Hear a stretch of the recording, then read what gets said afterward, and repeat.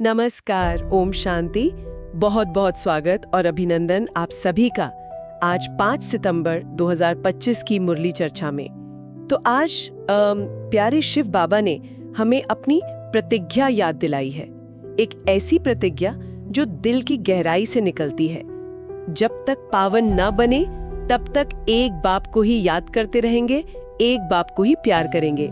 ये सुनने में कितना सीधा और शक्तिशाली लगता है ना।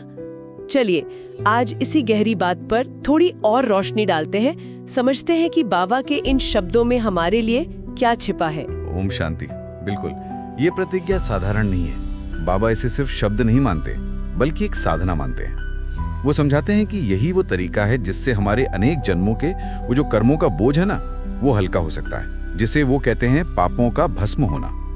बाबा, जिन्हें हम स्नेह से पतित पावन कहते हैं, मतलब जो पतितों को भी पावन बनाने वाले हैं, जो हमारे सबसे ऊंचे गुरु भी हैं, शिक्षक भी और प्यारे पिता भी, वो हमें इसी याद की यात्रा, इसी स्नेह भरी लगन से पवित्र बनने का रास्ता दिखाते हैं। इसी को उन्होंने योग अग्नि कहा है। योग अग्नि? हाँ, याद की वो आग जो अशुद्धियों को जला देती है। बाबा कहते हैं इसके सिवाय और कोई रास्ता है ही नहीं इन विकर्मों के बंधन से मुक्त होने का। और बाबा ये भी इशारा करते हैं ना कि सबसे समझदार, सबसे सियाने बच्चे कौन है? वो कहते हैं कि सबसे बुद्धिमान वो है जो अभी से ऐसा अभ्यास करते हैं, ऐसा पुरुषार्थ करते हैं कि जब अंत समय आए, जब ये पुराना शरीर छोड़ने का वक्त हो, तो मन में, बुद्धि में सिर्फ और सिर्फ एक बाबा की याद हो। बस बाबा की याद। दुनिया की कोई और बात, कोई और रिश्ता, कोई मोह याद ना आए। इसे बाबा कहते हैं कर्मातीत अवस्था, है ना, यानी कर्मों के प्रभाव से परे होकर जाना। हाँ, ये कर्मातीत अवस्था पाना ही जैसे मंजिल है और इसकी तैयारी अभी से करनी है। बाबा मिसाल देते हैं जैसे सांप अपनी पुरानी केंचुली उतार देता है, वैसे ही ज्ञानी बच्चे इस पुराने शरीर से अपना लगाव, जिसे ममत्व कहते हैं, धीरे धीरे कम करते जाते हैं। मन में ये भाव रहता है कि ये शरीर तो पुराना वस्त्र है, अब इसे छोड़कर अपने प्यारे बाबा के पास अपने घर जाना है।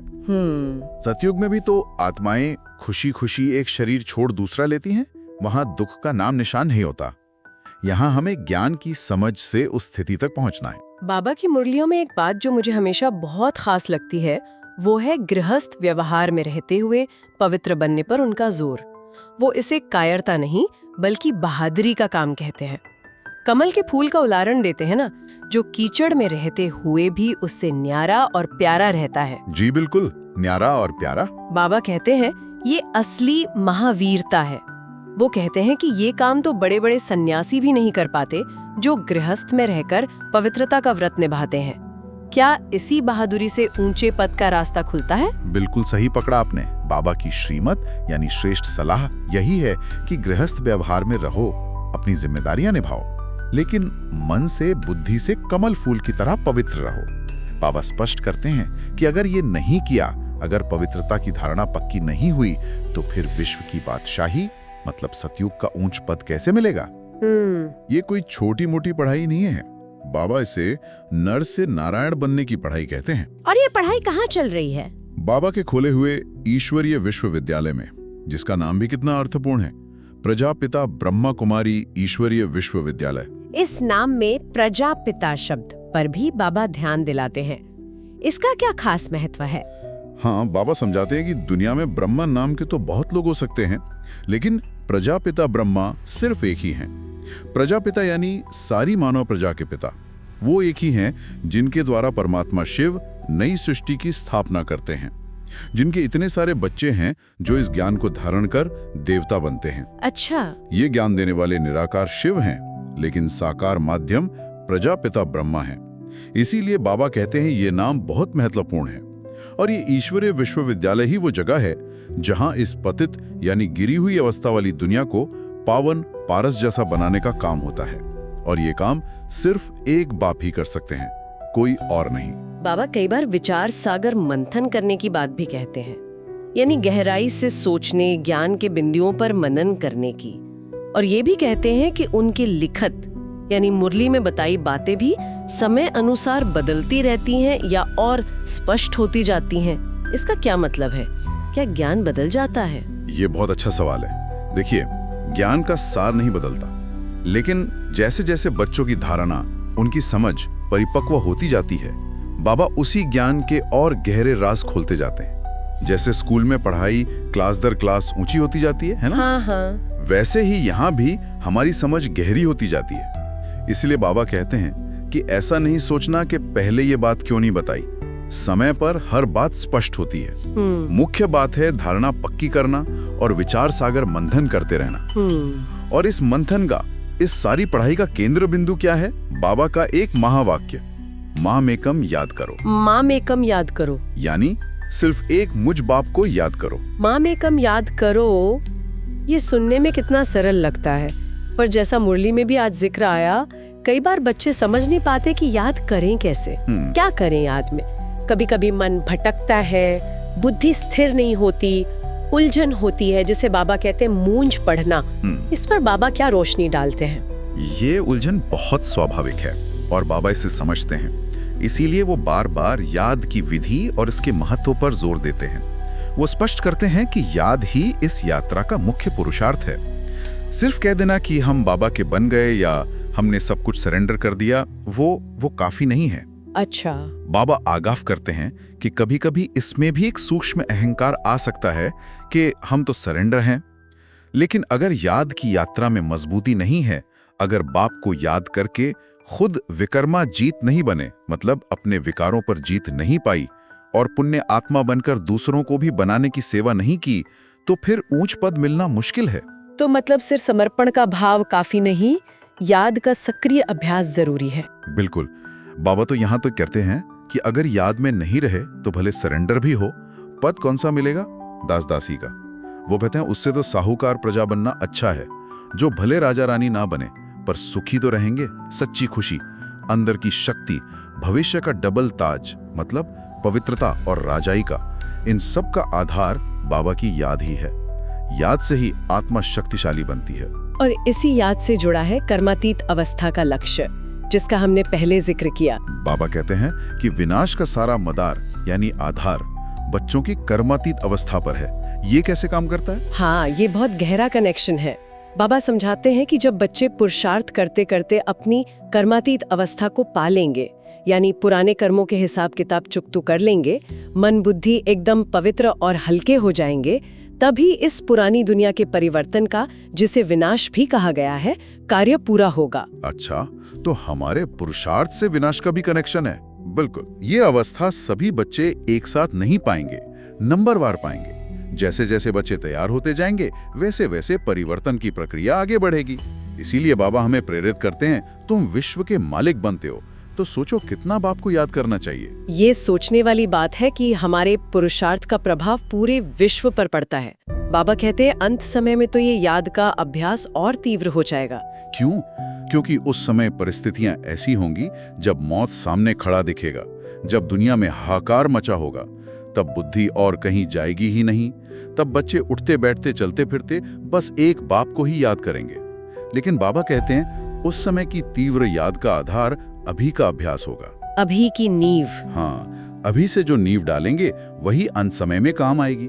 इसीलिए अभी से देही अभिमानी बनने का अभ्यास करना है। देही अभिमानी, ये शब्द भी बाबा बहुत इस्तेमाल करते हैं। इसका सरल अर्थ क्या है? देही अभिमानी यानी स्वयं को देह न समझकर देही अर्थात आत्मा समझना और इसी स्मृति में टिकना। हम सब असल में आत्मा हैं। ये शरीर तो जैसे एक वस्त्र है या एक गाड़ी है जिसे आत्मा चला रही है। जब हम खुद को आत्मा निश्चय करते हैं तो देह और देह की दुनिया के आकर्षणों से, लगाव से ऊपर उठ जाते हैं। बाबा कहते हैं इसी अभ्यास से सच्ची शांति और शक्ति मिलती है। और अगर नहीं किया तो बाबा कहते हैं अगर अभी ये पुरुषार्थ नहीं किया तो पिछाड़ी में यानी अंत समय में बहुत पछताना पड़ेगा। बाबा तो साक्षात्कार भी कराएंगे कि देखो तुमने जीवन भर क्या क्या भूले की, क्या पाप कर्म किए, अब इनकी सजा भी खानी पड़ेगी और अपना नीचा पद भी देखो। इसलिए बाबा कहते हैं अपनी इज्जत रखनी है तो अभी पढ़ाई पर पूरा ध्यान दो। ये सुनकर तो लगता है कि पुरुषार्थ में ढीलापन बिल्कुल नहीं करना चाहिए, और इस पुरुषार्थ के लिए खासकर पवित्रता और याद के लिए शक्ति कहाँ से मिलेगी? शक्ति का सोर्स तो एक ही है, सर्वशक्तिमान बाप शिव बाबा। बाबा हमें हमारी असली पहचान याद दिलाते हैं। तुम शिव शक्ति पांडव सेना हो। जैसे पांडवों के साथ भगवान थे तो वो शक्तिशाली बन गए, वैसे ही जब हम बच्चे सर्वशक्तिमान बाप की याद में रहते हैं तो उनकी शक्तियां हम में स्वतः ही प्रवेश करती हैं। डर खत्म हो जाता है, बहादुरी आती है। हाँ, ये बहादुरी तो चाहिए। बिल्कुल। बाबा कहते हैं क्रिमिनल आई नहीं रखनी है, यानी दृष्टि में भी पवित्रता रखनी है। ये मेहनत का काम है, लेकिन प्रारब्ध भी तो देखो विक्रमाजीत राजा बनने की। और ये पवित्रता आएगी कैसे? योग अग्नि से। याद की अग्नि ही विकर्मों का विनाश करेगी। बाबा इसे रूहानी यात्रा भी कहते हैं, जिस्मानी यात्रा नहीं। इसका क्या मतलब है? देखिए, जिस्मानी यात्रा होती है शरीर से तीर्थों पर जाना, भटकना। लेकिन ये यात्रा है रूह की, यानी आत्मा की। ये बुद्धि की यात्रा है, मन की यात्रा है। कहाँ जाने की?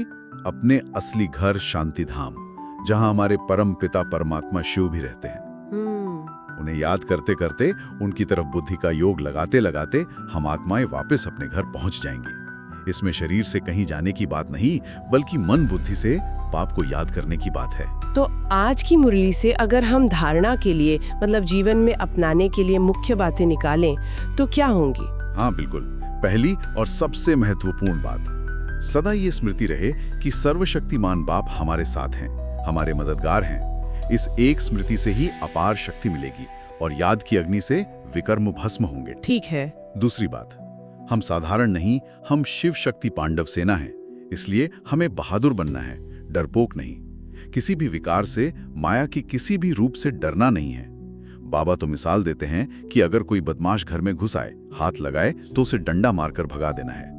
ये हिम्मत बाबा हमें देते हैं। हाँ, ये हिम्मत बहुत जरूरी है। और तीसरी बात वो अहंकार वाली है। जीते जी बाप पर सरेंडर होने के बाद ये सूक्ष्म अभिमान ना आए कि मैं तो सरेंडर हूं, मैंने तो सब दे दिया। बाबा कहते हैं सिर्फ सरेंडर होना काफी नहीं है, सरेंडर होकर पुण्य आत्मा बनना है, याद की यात्रा करनी है और दूसरों को भी बाप का परिचय देकर पुण्य आत्मा बनाना है। इसी में अपना और दूसरों का कल्याण है। याद की यात्रा ही मुख्य है। बहुत स्पष्ट। और आज का वरदान भी इन्हीं बातों से जुड़ा हुआ लगता है। हाँ। वरदान है, निर्विघ्न स्थिति द्वारा स्वयं के फाउंडेशन को मजबूत बनाने वाले पास विद ऑनर भव। इसका क्या भाव है? इसका गहरा भाव है। निर्विघ्न स्थिति मतलब ऐसी मानसिक अवस्था जहां कोई भी परिस्थिति, कोई भी व्यक्ति हमारे मन की शांति को, हमारी खुशी को, बाबा की याद को डिस्टर्ब ना कर सके। बिल्कुल अचल, अडोल।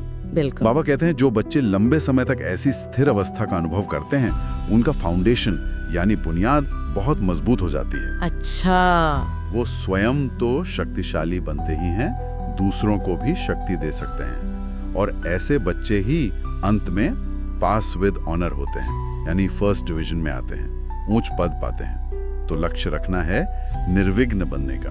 और आज का स्लोगन भी बहुत प्यारा है, हर आत्मा के प्रति सदा उपकार अर्थात शुभ कामना रखो तो स्वतः दुआएं प्राप्त होंगी। हाँ, ये भी बहुत सुंदर शिक्षा है। जब हम हर आत्मा के प्रति बिना किसी भेदभाव के शुभ भावना रखते हैं, उनके कल्याण की कामना करते हैं, तो बदले में हमें उनकी दुआएं मिलती हैं जो हमारे पुरुषार्थ में बहुत मदद करती हैं। और आज के अव्यक्त इशारे में भी बाबा ने योग को ज्वाला रूप बनाने की प्रेरणा दी है। ज्वाला रूप योग? हाँ, यानी याद ऐसी पावरफुल हो जैसे अग्नि की ज्वाला, जो न सिर्फ हमारे विकर्म भस्म करे बल्कि वायुमंडल को भी पावन बनाए। इसी शांति की शक्ति और योग बल से व्यक्ति भी बदलेंगे और प्रकृति भी सतो प्रधान बनेगी। सचमुच बाबा के मधुर महावाक्य दिल को छू लेते हैं। इन्हें सुनते हुए, समझते हुए ऐसा लगता है जैसे बाबा बिल्कुल हमारे साथ हैं, पास बैठकर हमें बहुत प्यार से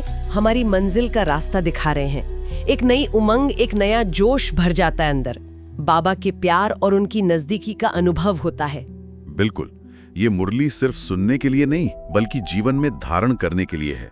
आज की इस चर्चा के बाद शायद हम सब ये सोच सकते हैं कि अपने आत्मिक स्वरूप की स्मृति को और पक्का करने के लिए और बाबा की याद के अभ्यास को और गहरा और स्नेह भरा और शक्तिशाली बनाने के लिए आज से हम कौन सा एक छोटा सा पर ठोस कदम उठा सकते हैं। सोचने वाली बात है। क्या वो सुबह अमृत वेले उठकर याद करना होगा, या दिन में ट्रैफिक कंट्रोल का अभ्यास करना होगा, या रात को सोने से पहले बाबा को दिल का हाल सुनाना होगा?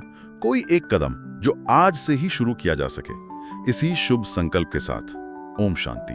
ओम शांति।